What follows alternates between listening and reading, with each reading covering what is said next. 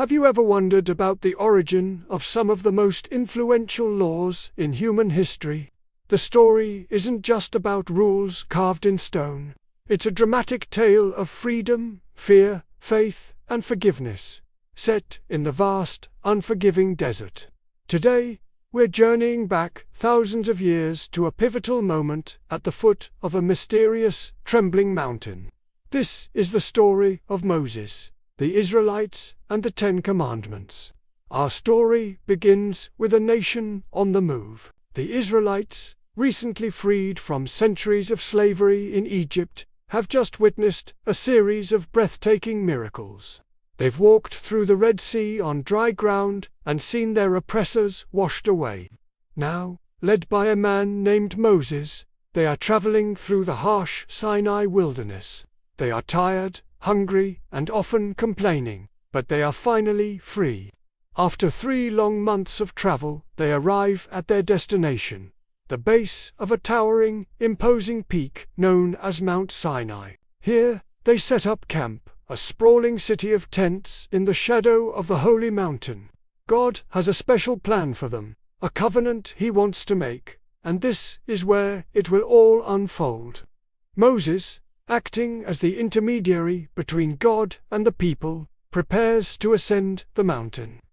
He tells the people to consecrate themselves, to wash their clothes and prepare their hearts, because in 3 days, God Himself would descend upon the mountain in a display of awesome power. The anticipation and tension are palpable.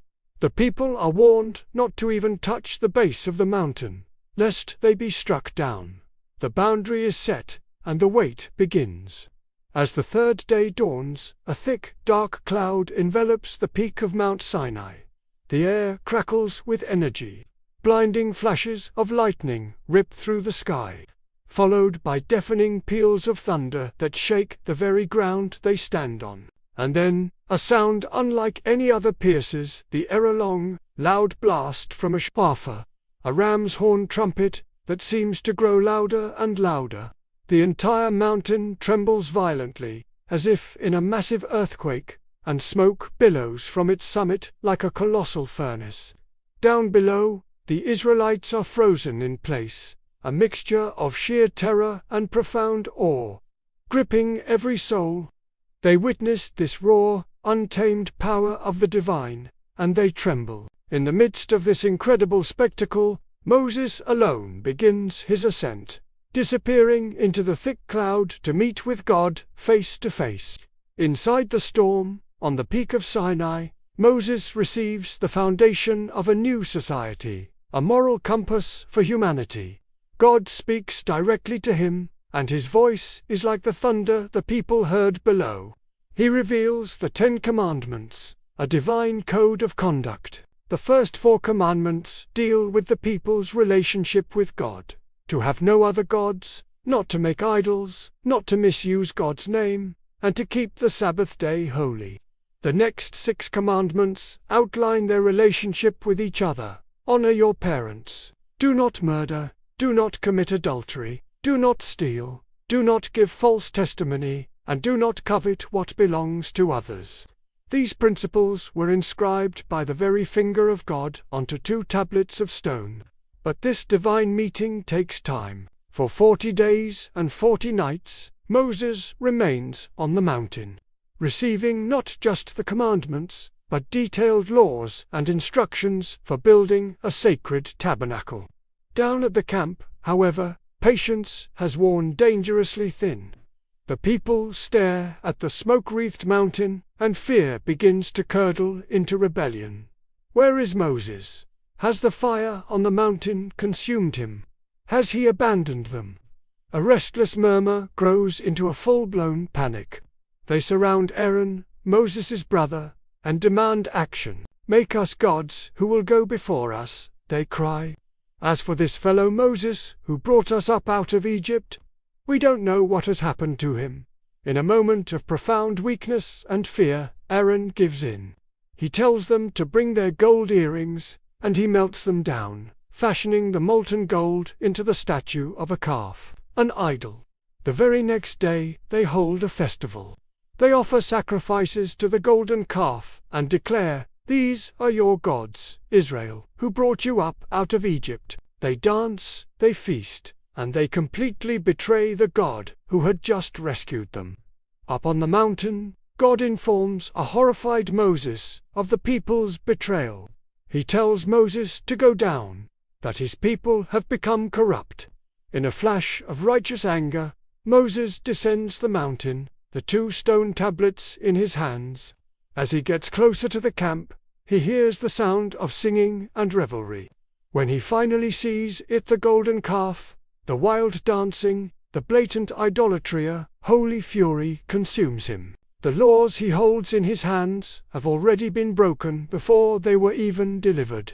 In a powerful, symbolic act of judgment, Moses raises the stone tablets high above his head and smashes them to pieces at the foot of the mountain. The covenant, shattered by the people's sin, now lies in fragments on the ground. The party comes to a screeching halt. The people are stunned into silence as they face the fury of their leader. The aftermath is swift and severe. Moses' anger is a reflection of divine justice. He grabs the golden calf, throws it into the fire, grinds it to powder, scatters the dust on the water, and makes the Israelites drink it. It's a bitter taste of their own sin. He confronts his brother Aaron, who offers a weak, almost comical excuse, saying, "I threw the gold into the fire, and out came this calf." But the sin is too great to be dismissed. Moses stands at the entrance to the camp and calls out, "Whoever is for the Lord, come to me." The tribe of Levi, his own tribe, rallies to his side. They are commanded to go through the camp and execute the ringleaders of the rebellion. A terrible but necessary act to purge the evil from their midst and restore order. The next day, Moses addresses the survivors.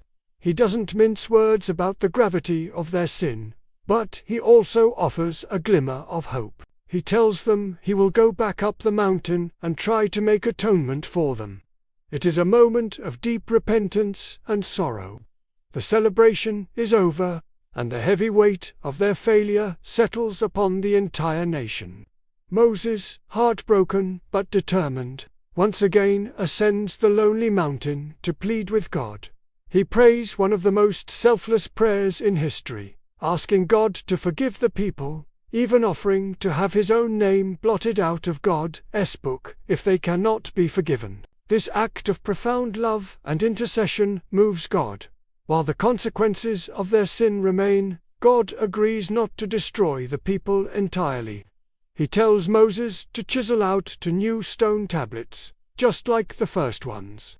Moses returns to the summit of Sinai, and once again, for 40 days and nights, he meets with God.